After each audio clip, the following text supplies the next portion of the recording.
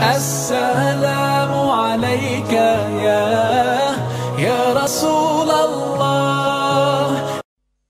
ببخشید، برای نفی خواطر شیطانی باید چه کرد؟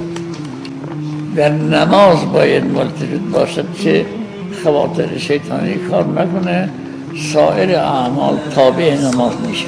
مطلق نماز را کسی مقید باشد در اول وقت به نماز عالی میرسه خودش تکویناً، شیئا فشیئا، روز به روز میره بالاتر. رسیدن به مقام مخلصین چه اعمالی باید انجام بدیم؟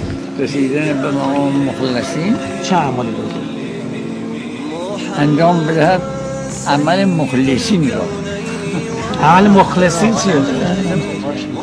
تا اخلاص از طرف ما نباشه، اخلاص از طرف اونی که طالب اخلاص هست نیست که.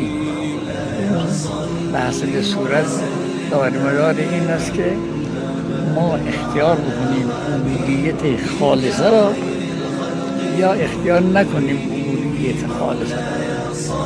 ما تا اخلاص نکنیم او آثار اخلاص خودش را که مخلص بود به نماز ولم تهني أوذيت في الله لم تهزم ولم تهني حتى غادت أمة الإسلام.